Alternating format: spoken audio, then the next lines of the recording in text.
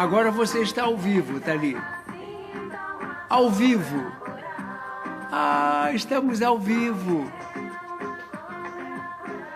Olha, está ali escrito, estamos informando os seus seguidores que você iniciou. Silene, minha filha, você é a primeira, você já entrou. Silene, Célia Naná Lopes, Auromera Brasil. Tiago Azeredo, vem, entra, filho. Leite Aparecida, Bel, tudo bom? Ângela Tatiana, Ludovier. Oh, Tiago, você apareceu. Meu filho, você está lindo com seu turbante, filho. Hein? Lavei Tá o cabelo hoje, lindo. meu pai. Tem que botar assim pra secar bem. Olha, cara, Simone. tá muito bom. A Simone Melamed, acabei de vê-la ali. Olha, linda. Titixa, um monte de gente. Belas, Domênico, Ângela Fusaro, quanto tempo. Magali, Vitor, meu filho, tudo bom? Você tá bem das costas? Bel, oi. Você tá sem som no telefone, eles não estão ouvindo. Som no telefone? Estão com som? Tá com som. Você tá me ouvindo? Tô ouvindo. Você tá me ouvindo, meu pai? Eu estou te ouvindo. Pronto. O som meu tá no máximo. Tá bom, tá muito bom. Tá bom? Ah, Simone, zilhões de beijos para você também. Nana Costa, tudo, Domênico, voltou de novo. Daniel, meu filho, como é que você está? Danizete, Belas, eu estou... A Pedro Chiappini. Mas, meu filho, você... Olha, a prima, Fátima, nós temos que... uma coisa que temos que fazer, Tiago. Bom, vamos começar. E hoje, Silvia, como vocês sabem... Silvia fez aniversário essa semana, meu pai. Quem fez aniversário? Silvinha. Berê, Silvinha. Eu tô vendo Berê ainda aqui. Silvinha, Berê, Noemi, sua mãe amanhã. Minha mãe. Olha, um monte de gente fez aniversário. Pris Borges. Olha, então, mais uma vez, nós estamos aqui, minha gente. Cecília. Nós estamos para falar sobre o Guia Mentor e os Encantados. Cecília, quanto tempo! Sabe, Tiago, eu tenho pensado, essas lives têm sido muito boas, né? Porque as pessoas, Marilza, têm aprendido. Eleonora, um beijo, minha filha, quanto tempo! Elas têm aprendido bastante coisa, não é, filho? Essas discussões todas que nós temos tido. E hoje, então, nós vamos falar sobre o Guia Mentor e sobre os Encantados. Bom, Encantados, existe aí uma enciclopédia para se falar sobre os Encantados. Agora, do Guia Mentor, vamos começar a falar do Guia Mentor. A Umbanda, né, Tiago? Ela presta culto ao Guia Mentor. E nós vamos ver isso, não vamos assistir esse culto nas casas de candomblé. Isso é um culto típico das casas de Umbanda, que copia do ritual de Omolopô. Então, é um culto bastante da Umbanda que é feito do Guia Mentor. E as pessoas, às vezes, elas podem perguntar, mas quem é o Guia Mentor? Qual é a diferença de um Guia Mentor para um guia comum? Enfim, as possibilidades são inúmeras. Uns vão dizer que o Guia Mentor é um e os outros são seus protetores. Outros dirão que o Guia Mentor e os protetores são um só, na verdade, manifestações diferentes do mesmo ser. Ou seja, pode ser uma série de coisas, pode ser o que você quiser. Outros vão se aprofundar um pouco mais e vão dizer que o Guia Mentor é aquele que te acompanha até você se encantar. E outros dirão que o Guia Mentor, ele está ali na tua encarnação atual, te ajudando para alguma coisa. Enfim, ele é um ser é um ser, o guia mentor, ele tem muito a ver com essa teologia católica de colocar um ser humano, ou que já foi humano, e esse ser divinizá-lo e chamá-lo de um guia mentor. Então, essa coisa de entendimento de que o ser humano, ele é o máximo de alguma coisa, da criação, e aí diviniza esse ser e coloca-o como um guia mentor, ou como um protetor. Para nós, na Umbanda, ele estaria acima até dos protetores, porque a Umbanda, pela sua influência católica, ela vai colocando, digamos, certas... né, os seres. Isso, hierarquizando até mesmo a espiritualidade.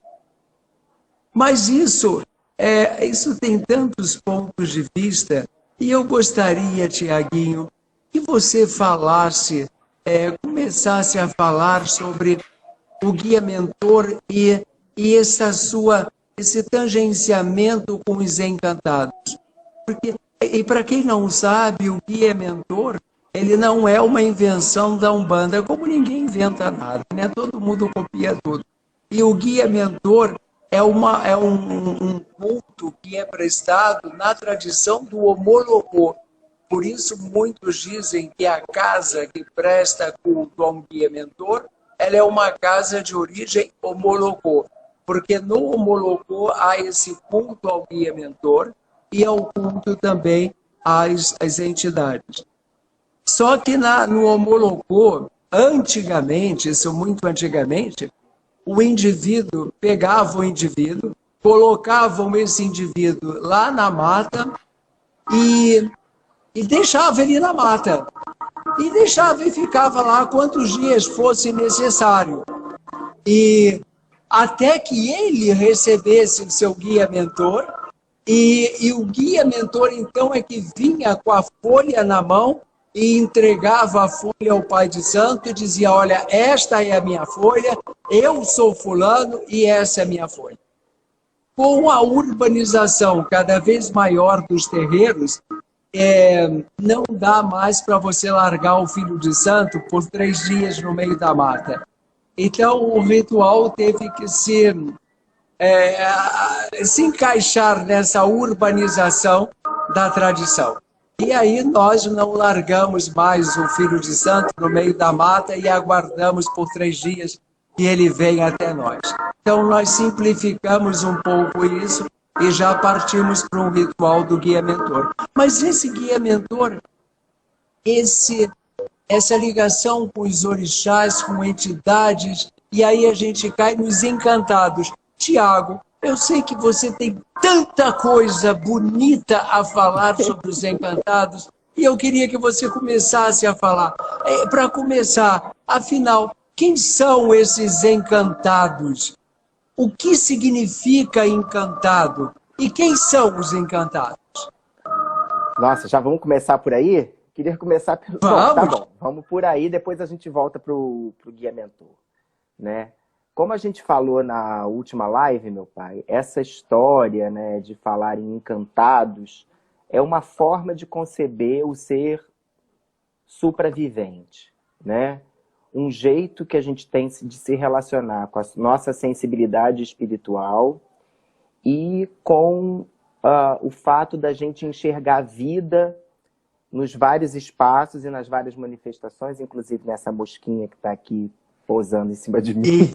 E a mosca de Omolu, filho, olha, a mosca varejeira é o Omolu que está aí. Aqui.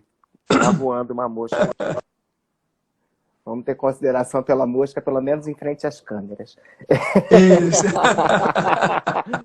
Então, retomando o fio da meada, né? Então, a gente tem a Umbanda, ela não só nasce como opera, né, no encontro de uma série de tradições. E essas tradições têm diferentes formas de exercitar a sua compreensão do mundo e de ritualizar a vida e ritualizar a espiritualidade, né? As práticas espirituais, as práticas religiosas, né? Nesses encontros aí de formação da Umbanda, né, há muitas influências de um cristianismo, do espiritismo kardecista, que tem uma base cristã da crença na imortalidade da alma, né? Essa crença de base cristã vai dizer que toda pessoa ela tem uma alma individual, indivisível, indestrutível, que sobrevive à vida física, né? Numa teologia cristã, essas almas vão para um outro lugar, ou vão para lugar nenhum, vão para o purgatório, esperar o juízo final e depois vão viver eternamente em graça no paraíso ou vão lá para outros espaços, né? A teologia espírita kardecista vai conceber uma série de espaços onde esses espíritos vivem, dependendo de sua evolução moral espiritual. Então, quanto mais apegados à sua vida pretérita, quanto mais combalidos ou adoecidos, menos evoluídos seriam esses espíritos, mais próximos da Terra e mais densos seriam eles. Quanto mais esclarecidos, iluminados, tranquilos, né? Desvencilhados de seus laços terrenos, mais evoluídos moralmente esses espíritos estariam, por estarem mais ligados às suas aspirações espirituais mais puras. Perfeito. E novamente a gente vê aí essa história da punição e do privilégio, né? Isso vai se repetir, essa história. Mas continue, Tiago. Dizem que o seguinte, né? Que na verdade a imaginação espiritual da gente, a sensibilidade espiritual da gente, a gente enxerga o mundo físico como reflexo do mundo suprafísico ou extrafísico, mas dizem muitos que, na verdade, a gente projeta no mundo espiritual as nossas experiências de relação daqui, né? Então, quanto menos experiência com relações horizontais e relações de trocas diretas e de crença na dignidade de todos os seres a gente tem, mais a gente também vai reproduzir essa falta de crença nisso do outro lado. E aí vai achando que uns são melhores que outros e vai reproduzir essas hierarquizações.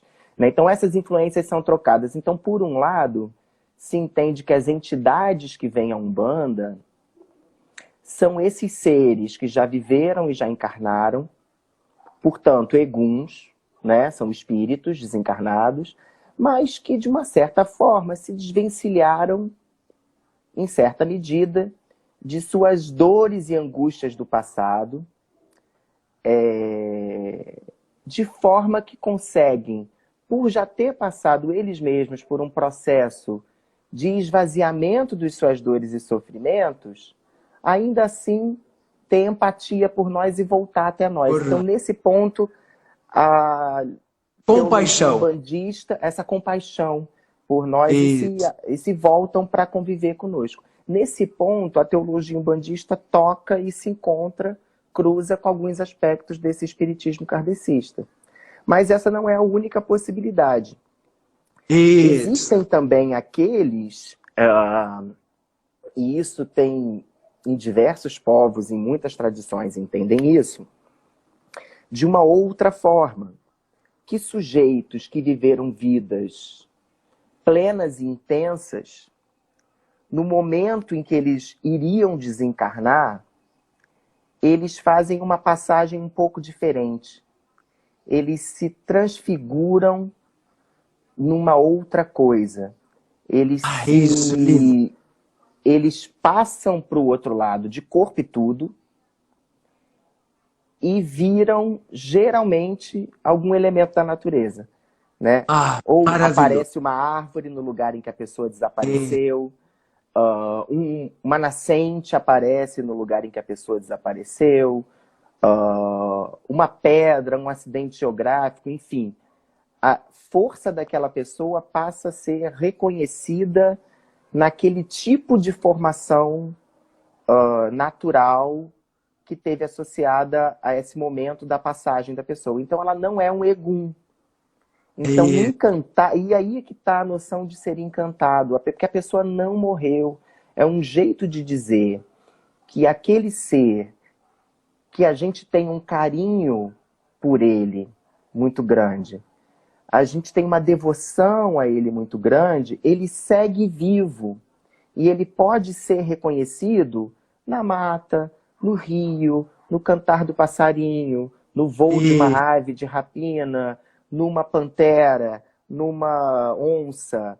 E ele vive, então... Uma árvore, né? Numa uma árvore. Pedra. Exato, numa planta. Então a gente tem narrativas de algumas comunidades, né? A gente já ouviu falar, quando era escola na criança, né?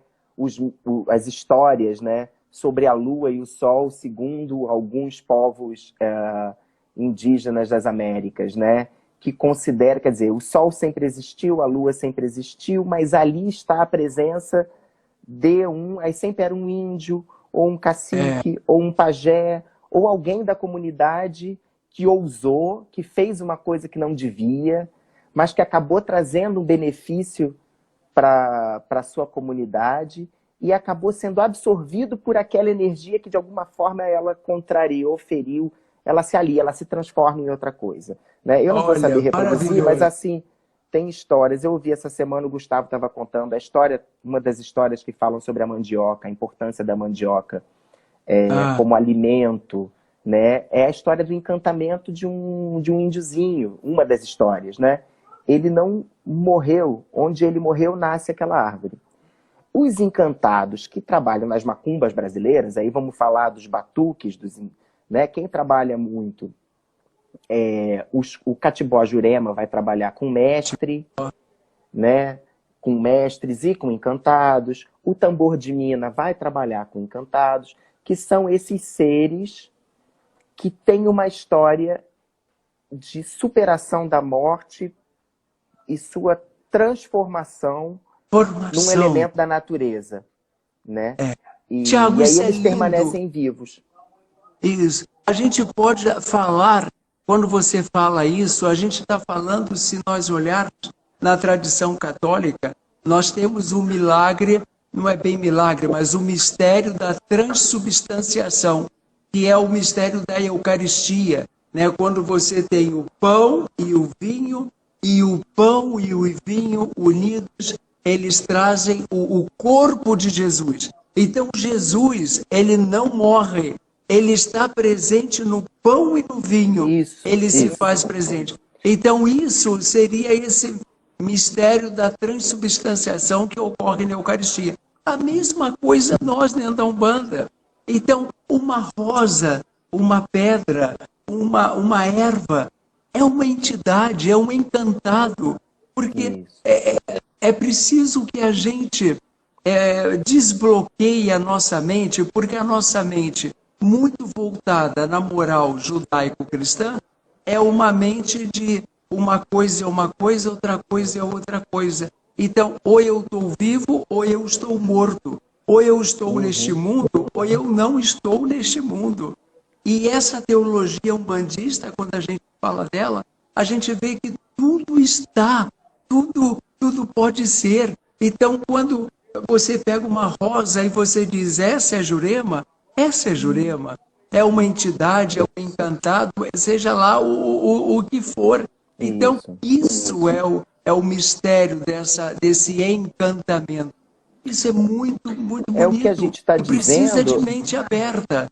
Isso, e coração aberto. A gente está dizendo que aquele sentimento, aquela força vital, que também tem uma feição humana, ela é reconhecível em plantas, em rios, em acidentes geográficos, em cristais, em astros. Né?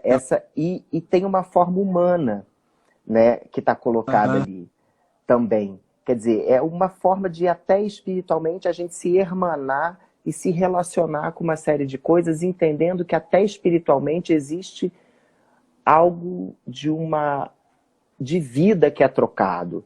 Né? Em que momento esse encantado ele volta a ser humano? Né? Ele volta a ser humano quando ele conversa com a gente, ele volta a ser humano quando ele ativa o corpo de um médium em transe, e dança, e canta, e bebe, e conversa, e faz tudo o que fazia quando vivo. E bate um papo, e dá conselho, e traz proteção, e faz curas, faz magias e faz uma série de coisas, né? Ele traz essa presença viva. Enquanto daí a sacralidade também do estado de transe, porque é a hora, é a oportunidade em que esses seres que estão vivos numa outra escala, né, e presentes, e sua energia está presente numa série, pode ser reconhecida numa série de ambientes,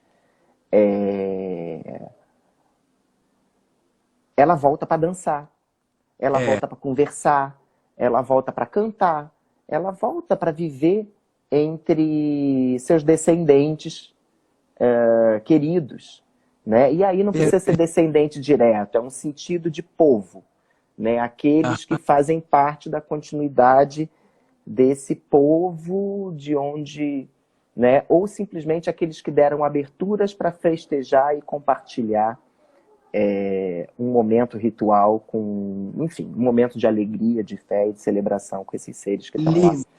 Quer dizer, eles não estão lá, né? Eles estão...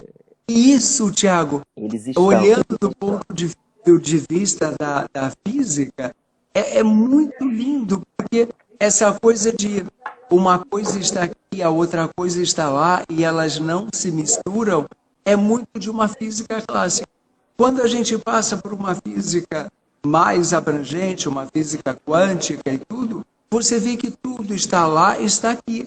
Então, o encantado, Xangô, é uma pedra, mas no momento que ele chega até mim, ele se humaniza, mas ele está também na pedra. É essa compreensão que é difícil para a nossa mente entender que a pedra, Xangô, a oferenda que você faz, tudo é Xangô. Xangô está em tudo, e também Xangô dança, e também Xangô, enfim, canta, e Xangô tem o toque dele, quer dizer, tudo é Xangô. Uma entidade, um Pinambá, Jurema, ele também é isso. Ele está nas árvores, nas matas, nas cachoeiras e se humaniza em nós. Isso é o encantado.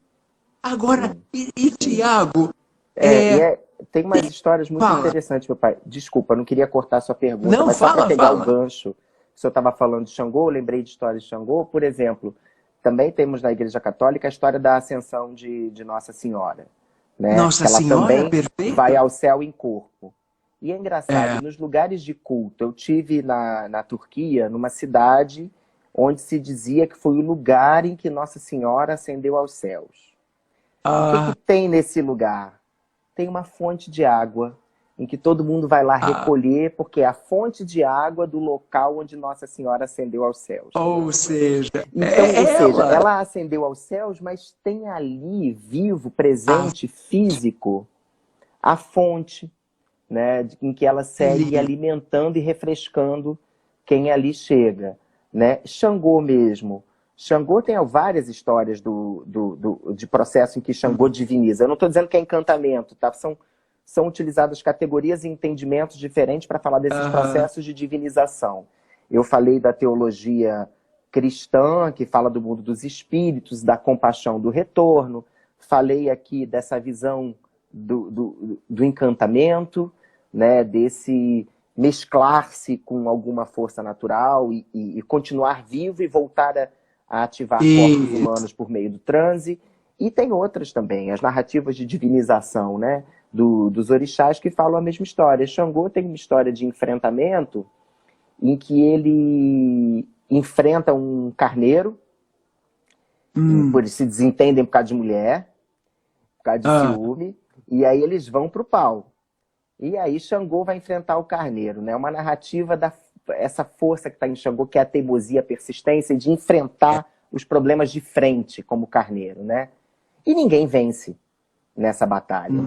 Só que Xangô, muito precavido, foi consultar o jogo para saber o que devia fazer e mandou levar uma série de elementos. Entre esses elementos tinha uma corda. Então, quando ele viu que ele não ia conseguir ganhar, que aquela luta não ia acabar nunca, nem ia ganhar, nem ia perder, porque perder ele não ia, porque arredar a pele não ia de jeito nenhum. Jamais, né? Jamais. Mas que também aquela luta não ia ter fim, ele usa um dos elementos que ele tinha que levar para o ebó, que era uma corda, ele joga a corda, e essa corda sobe para o céu, e Xangô sobe na corda e vai-se embora. Então ele não é derrotado, ele não morre na batalha. Ele vai embora. Os inimigos começam a dizer, os fofoqueiros começam a dizer que Xangô perdeu, os amigos deles vêm à defesa, e dias depois, um outro elemento que ele usou para fazer o ebó, que eram pedrinhas, né, começa a chover pedra do céu, e aí isso é utilizado pelos amigos defensores de Xangô para dizer que, olha, tá vendo como Xangô não morreu? Ele subiu para a nuvem e ele tá lá. Vocês estão falando mal dele, ele tacou pedra em cima de vocês. E aí ele passa a um outro estado de vida, e não é porque ele está em outro estado de vida que ele não interage, né? Ele continua interagindo. As pessoas continuam falando dele, se relacionando dele, interagindo. Uma coisa curiosa da Umbanda é que essas duas compreensões, eu acho, elas coabitam, né, no nosso imaginário e nas nossas crenças, sem necessariamente elas conflituarem. Essa versão mais transcendente, em que existe um lá e um aqui, e uma versão mais imanente, em que a gente reconhece no acidente geográfico a presença do orixá, mas também reconhece na sua versão humana. A gente tem aquele ponto do dizem que Xangô mora na pedreira, mas não é lá sua morada verdadeira. Ele mora numa cidade de luz, onde mora Santa Bárbara, Oxumaré e Jesus. Então isso é toda a costura que a gente faz. Mas o que eu acho interessante nesse ponto é que a gente fala do campo onde a gente homenageia Xangô, que é a pedreira, mas esse ponto é um ponto que tem uma desconfiança da imanência, ele apela para a transcendência. Ali é o campo em que a gente faz homenagem a ele, mas ele mora na cidade de luz, ele mora no além. Né? Ele as duas coisas, né, Tiago? Ele, na verdade, está nos dois lugares. Isso. Mas então, tem outro ponto. Ele tem outro ponto que fala assim: quem rola a pedra na pedreira é Xangô. Quer dizer, são dois pontos. Um está dizendo que ele mora lá do outro lado, e esse está dizendo que quando a pedra rola foi Xangô que mandou. Né? Então ele está no ambiente físico e natural também. Né? As duas coisas não são necessariamente inimigas ou excludentes. Não são excludentes, elas nos ajudam a organizar as nossas ritualizações da vida, né? E elas nos ajudam a ritualizar essa nossa experiência de contato, do transe, de tudo. Perfeito. E, Tiago, isso estaria também por trás disso tudo, está a nossa experiência, porque como a gente vem dessa moral judaico-cristã, coloca o ser humano é a coroação de toda a criação. Então, como se nós fôssemos os seres mais evoluídos que existem na face da Terra. E estas outras tradições, elas vão colocar, veja, você, a onça, a árvore, a pedra, somos todos irmãos. Não é a onça inferior a mim. Ela é minha irmã, assim como a árvore não é inferior. Então, esse discurso de que há uma evolução dos reinos, né, reino vegetal, animal, humanoide, esse discurso, eu vejo, ele cada vez vem mais por terra, na compreensão de que tudo é junto, não existe um reino mais evoluído que o outro. Todos os reinos, cada um com a sua característica própria. Eu olho tanto para o reino vegetal e vejo as árvores todas fazendo fotossíntese. Fotossíntese seria assim a sutileza da vida. Né? Realizar fotossíntese é uma coisa muito delicada, é muito sutil. E nós não fazemos. Quem faz é a árvore, são as folhas. Então, nós somos melhores? Não. Então, é preciso também que mudemos essa nossa forma de olhar o mundo, e eu olhar para uma árvore e achar que eu posso derrubar aquela árvore porque ela está me incomodando. Eu achar que eu posso arrancar qualquer pedra da onde for, tirar do seio da terra, porque aquela pedra vai me trazer um valor agregado e eu vou vendê-la, como se ela fosse um direito meu de comercializar aquela pedra. Quer dizer, é diferente da concepção de olharmos para tudo e vermos que somos todos seres viventes. Somos todos seres que estamos tentando alguma coisa aqui nesse planeta. Então muda. Você vê que essa coisa dos encantados, a concepção dos encantados, ela traz uma nova concepção que talvez a física quântica explique. Uma concepção que hoje até eu percebo a biologia, ela já mudou o conceito de evolução. A própria biologia atual, ela não vai dizer que este ser é mais evoluído que o outro. Ela vai dizer esse ser é diferente do outro. É diferente. E diferente não significa ser mais evoluído. Então, a mesma coisa, a árvore e os animais são diferentes, mas não significa que eles sejam menos evoluídos que nós. E porque muda tanta coisa, né, Tiago? É porque a gente tem um costume, né? Assim, as representações sobre o que a ciência faz, elas também reverberam na sociedade, ganhando outros sentidos, né? O próprio cientista, ele tem um certo enquadramento teórico e moral na cabeça dele quando ele faz a ciência, e por sua vez, depois que ele produz a ciência e ela circula, essas representações se misturam, né? A questão é que a teoria da evolução, ela, por muitos, ela acaba sendo vista tentam tratá-la como uma teoria moral e não uma teoria natural, né? Está falando do processo de desdobramento, né? A existência da diversidade, dos encontros, da ocupação dos espaços e isso, da diversidade, é isso. Da diversidade, né? Eu estava lendo aquele livro que eu falei para vocês semana passada, da Encantaria Brasileira. O organizador é o Reginaldo Prandi.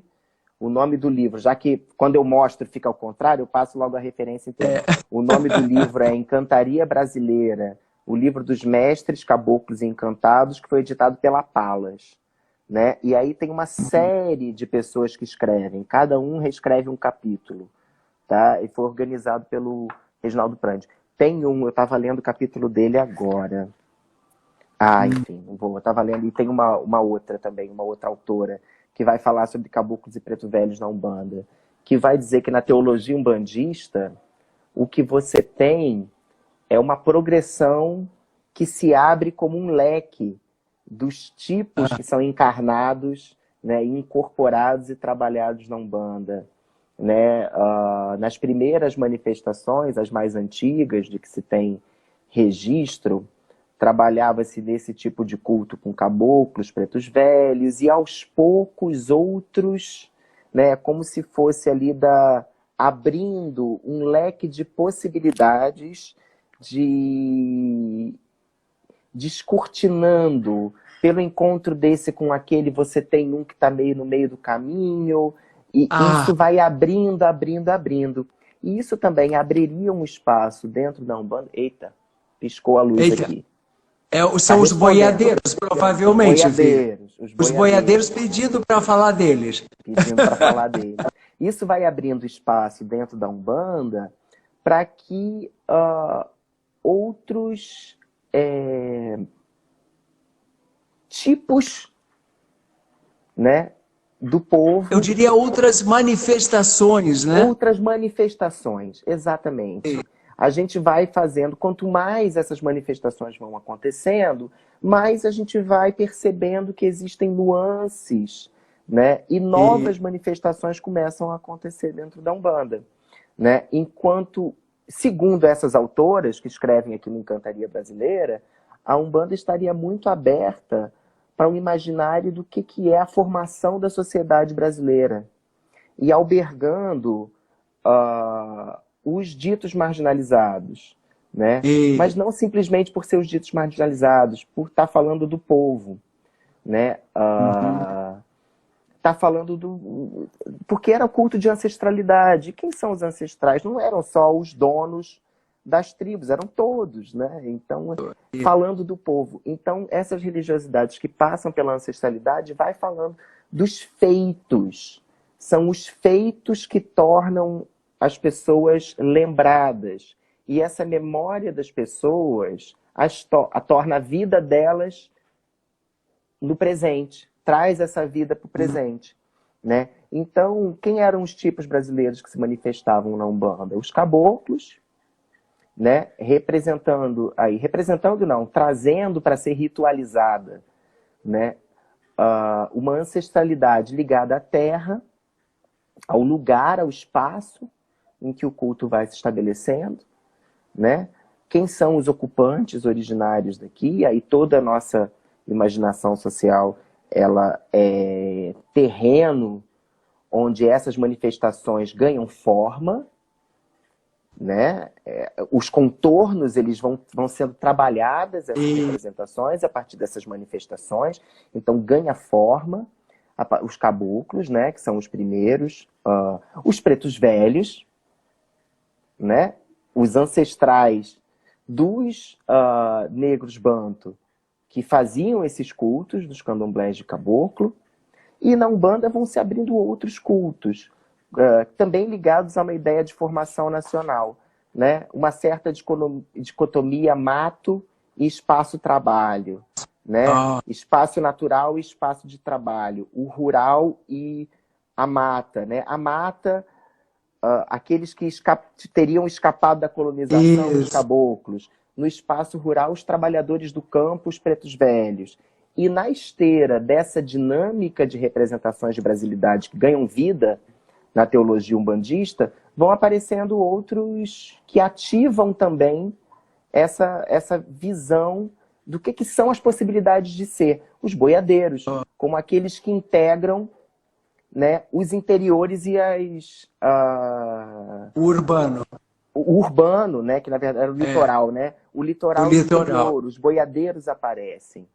Né? Com movimentos de intensificação do êxodo rural e movimentos migratórios, né, para o Sudeste, começam a aparecer nas umbandas cariocas e paulistas figuras como baianos, mineiros, etc., mostrando a presença, esse trânsito dos ancestrais que vão unindo os vários pontos do Brasil. Perfeito. E isso vai a abrindo, gente pode dizer... e a Umbanda vai abraçando e se reinventando.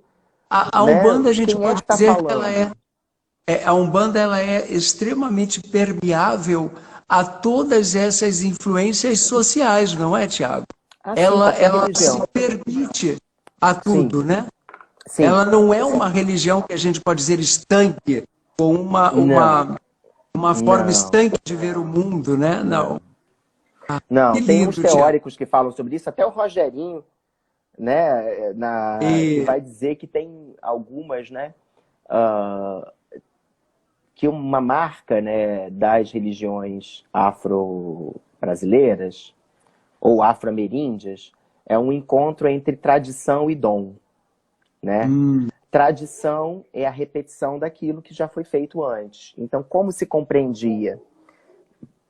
Você faz como você aprendeu e repete aquilo e passa adiante. Então, existe uma linha de continuidade entre práticas que são consideradas ancestrais e uma força mística, uma força espiritual está ligada exatamente à preservação da tradição por relacionar o que eu faço hoje ao que o que veio antes de mim fez. Então, a gente está em conversa, né? Só que não é só tradição, é tradição e dom, que é a capacidade de... O dom é o quê?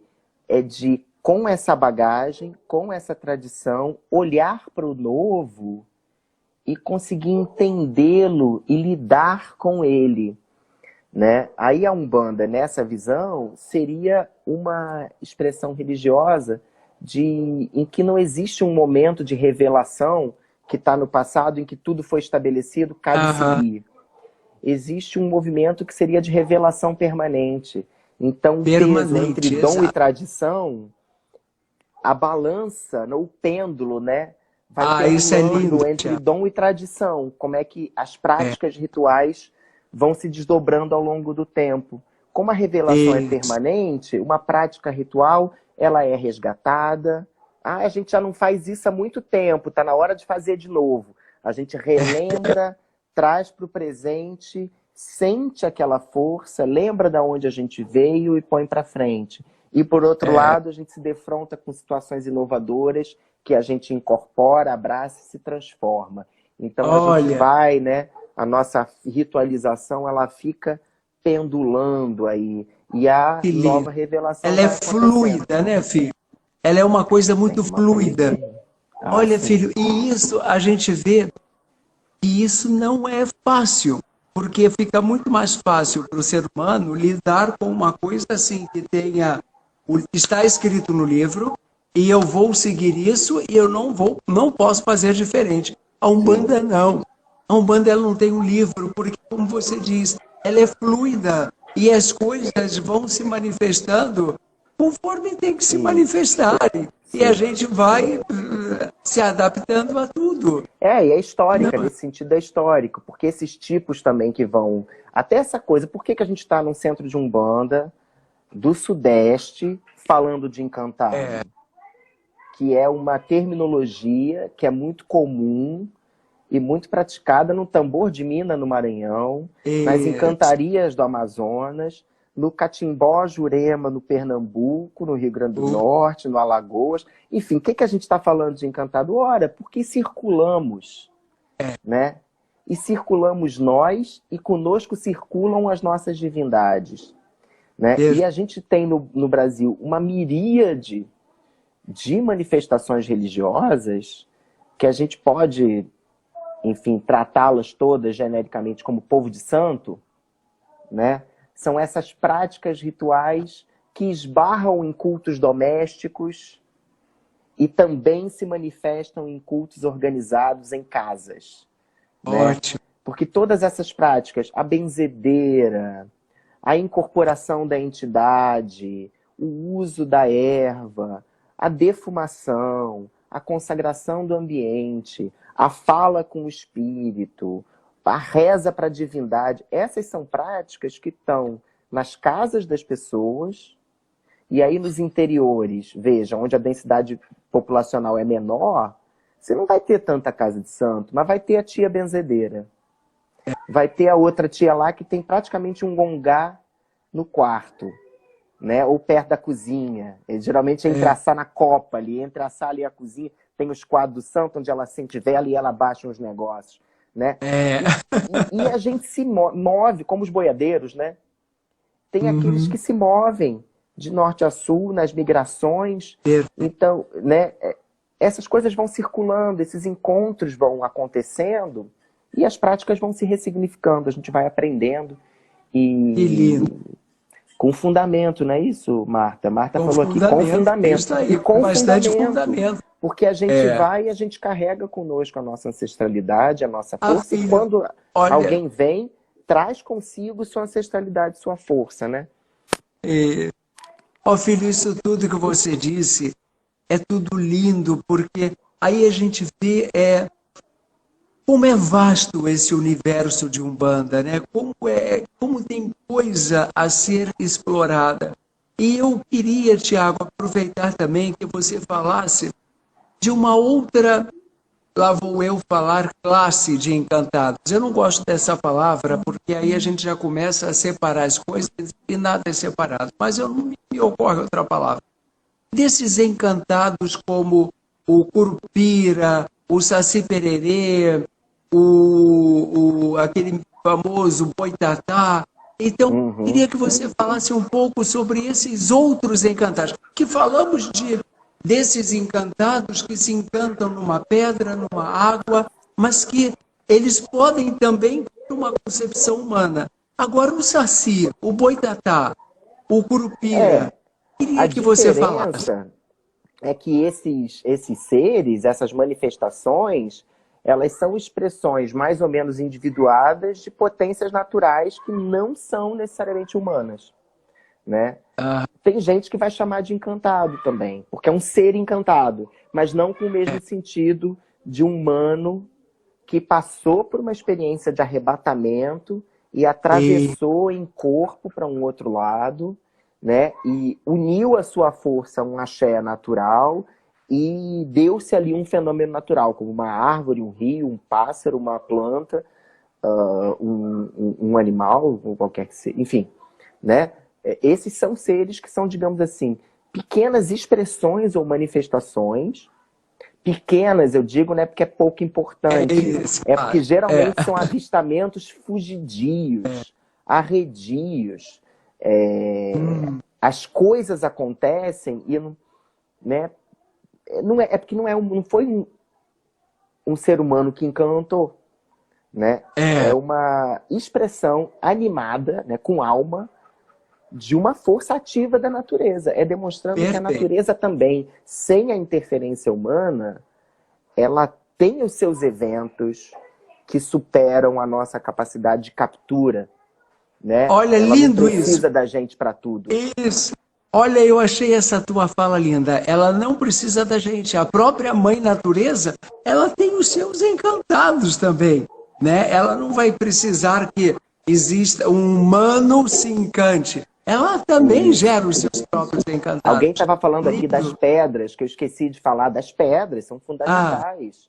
Né? Tem narrativas, né, de ter todo um universo dentro de uma pedra. Pedra de fundo de rio, né? Olha que interessante. Nas macumbas nossas aqui, na nossa Umbanda, em candomblés, etc., a gente usa o ocutá também. A gente usa a pedra para sentar santo. Né? A gente escolhe aquela pedra, é muito sagrada, né? Aquele otá, aquele ocutá, enfim. Aí, aquele otá é muito, prepara o otá, né? Tem que sentir o coração bater dentro do otá. Né? Tem que pegar aquela pedra ali e sentir o coração bater dentro dela. A hora isso que você disse é lindo. Dentro dela, ela está viva. É sentir a coisa, né? Então, quando um orixá, por exemplo, te entrega um presente, uma pedra, uma pena, uma cabaça, qualquer coisa, aquilo é ele.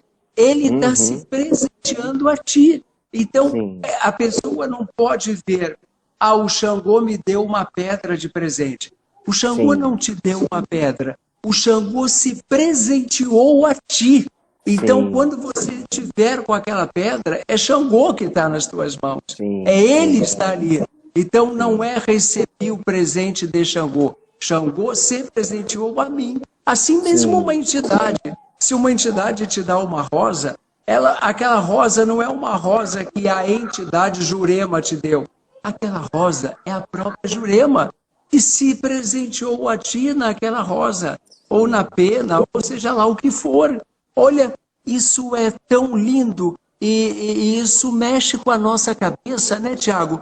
Porque é uma outra visão de mundo. Não é aquela visão de mundo, eu sou a coroação da criação e todo o resto é inferior a mim. Não. Todos somos iguais, todos somos irmãos na nossa criação.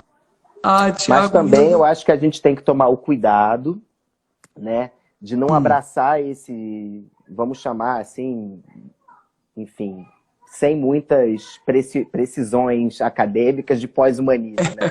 Não é pegar esse pós-humanismo e vir com aquele discurso de que eu prefiro meus cachorros a gente. Ótimo, né? ótimo.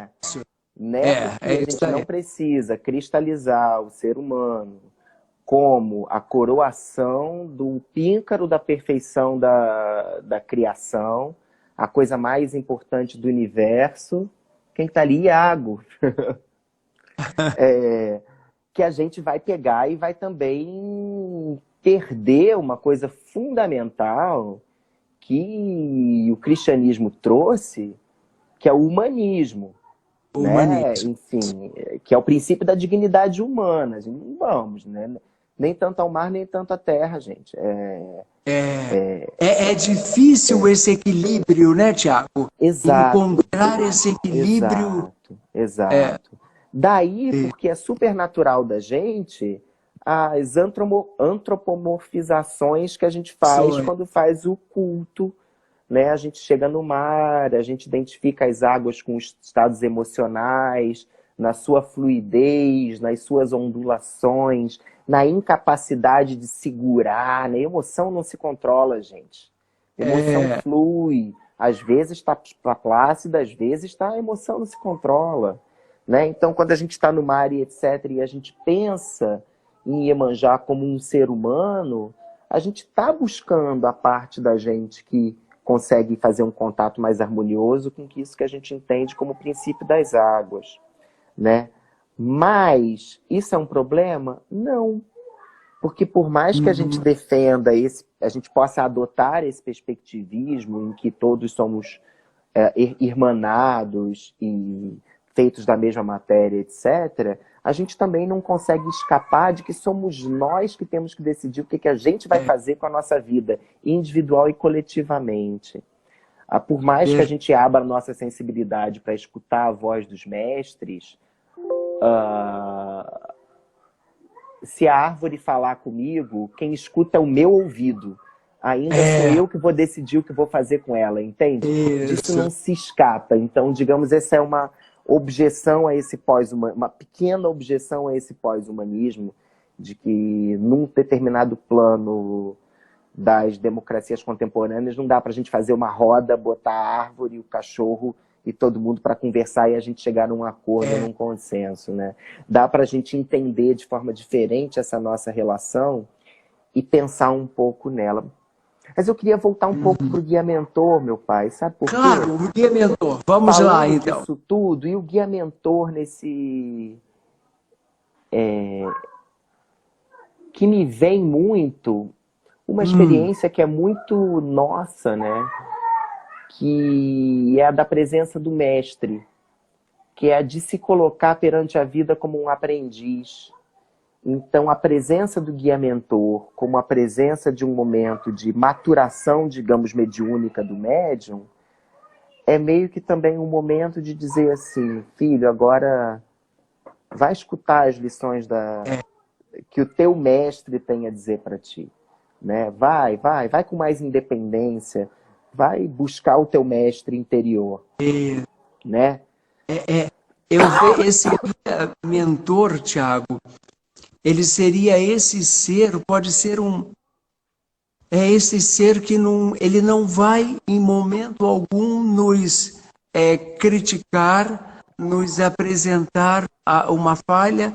Ele é aquele que, pelo seu amor incondicional, ele próprio nos aguarda no nosso tempo.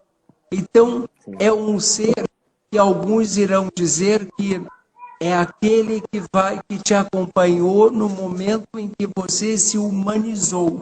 Então, no momento que você se humaniza, esse guia mentor flui. Por isso é que alguns irão até dizer que esse guia mentor poderia ser o teu próprio eu superior, uma manifestação do teu eu superior. Porque ele não te cobra, ele não tem conceitos, ele não tem nada. Ele é o que é e se apresenta da forma que quiser. Pode se apresentar na forma, porque para nós ainda é importante, como você disse, a antropomorfização. Então ele pode se apresentar na forma de um caboclo, de um preto velho, de uma criança, exatamente como nós colocamos aqui. Existem várias formas dele se apresentar. E esse guia mentor, ele vai nos acompanhar o tempo todo. E geralmente é aquele ser que ele não está assim, digamos, ao mesmo tempo que ele está no dia a dia, mas ele tem não preocupações, ele está voltado para um pensamento mais filosófico e tudo, e não para um pensamento do dia a dia, dos nossos... Porque o cotidiano é sagrado também, mas mesmo sendo um cotidiano sagrado, ele vai sempre ter um pensamento mais filosófico de tudo que nós às vezes a gente esquece o que a gente quer fazer, né? Isso. Porque os existencialistas fazem isso, né? A gente nasce radicalmente livre, em que pese as nossas circunstâncias. O que tu vai fazer com isso? Te vira. Eu vejo essa presença do guia mentor e a gente se sente elevado quando a gente fala a respeito deles e que a gente pretende realmente de um retorno às aspirações. O que a gente tem de bom para deixar nesse mundo, isso, né? Deixar, como é que a gente quer viver a nossa vida? Se lembrar disso. Então, a presença do guia mentor é a presença de um guia que está ali para a gente lembrar disso, né? Quando a gente fala... Alguém perguntou se é a consciência. Digamos, pode ser um facilitador, é um mestre. O que o mestre faz? Ele te questiona, ele não te ensina necessariamente. né? Eu sou professor, então às vezes a gente fica ensinando isso se faz assim, isso se faz assado, mas enfim. Idealmente, ele te ajudaria a chegar às tuas próprias conclusões a respeito de como agir na vida. Ele te daria apoio para você fazer assim, olha, quer dizer que isso funciona assim por causa disso? Então agirei dessa forma. Isso é você que vai fazer, mas a presença dessa mestra, desse mestre, dessa força, é isso, É isso. A Agnes tinha colocado aqui, meu pai, que o problema por que a gente chega, né? Por que hoje a gente vai falando disso e vai jogando essas novas perspectivas, né? E não simplesmente para no humanismo como a gente conhecia, é porque, infelizmente, a trajetória desse humanismo é uma trajetória de congelar o que é o humano, que é digno, e muita gente é excluída desse processo. Então é importante a gente pensar isso que né? você está comentando. Não jogar o bebê com a água do banho, mas fazer a crítica perfeita. Perfeito. Alguém aí perguntou, então o guia mentor é isso? O que eu responderia é que esse verbo ser, e a língua portuguesa nos dá essa possibilidade de ter o ser e o estar. Então, a pergunta, a gente sempre está preocupado em saber se uma coisa é. O que aquela coisa é? Aquela coisa é isso ou é aquilo? E eu diria para essa pessoa que falou, que agora eu não me lembro, é que o verbo não seria o é o estar. Então, assim como a Jurema, ela está na pedra, ela está na flor, ela está como ser humano, e vai depender das múltiplas apresentações do universo em que ela se manifesta. O guia mentor, ele não é isso ou é aquilo. Ele está naquele momento. Então, num determinado momento, ele está no seu eu superior. No outro momento, ele pode estar te aconselhando de alguma forma. No outro, ele está humanizado e incorporado em você. Então, temos que também mudar essa forma de pensamento e não querer que as coisas sejam isso. A pedra, ela não é simplesmente a pedra. A pedra está pedra, mas ela pode estar Xangô, ela pode estar o Tupinambá, ela pode estar o que eu quiser. Então essa visão de mundo que a Umbanda ela traz para nós e que é tão bonita e que é tão difícil a compreensão, que as coisas não são, elas estão por um determinado momento. Tá? E, Tiaguinho, a Tisha está aqui me avisando que faltam 3 minutos, nós vamos ter que encerrar, meu filho. Hoje tem alegria no aqui, terreiro. A diferença entre guia, mentor e anjo da guarda. Olha essa pergunta de anjo da guarda. Fica para a próxima, que isso cabe. Olha, as perguntas que nós tivemos, nós vamos deixar para a próxima live que não vai dar. Até, por exemplo, essa que eu vi, guia, mentor e anjo da guarda. Olha, anjo da guarda, só para rapidamente Albara. Mas aí isso cabe falar umas coisas sobre isso. 3 lives atrás. 4 lives atrás. 4 lives atrás, sobre 4 lives então, atrás. A próxima live talvez a gente continue. Olha, uma pergunta aqui que foi...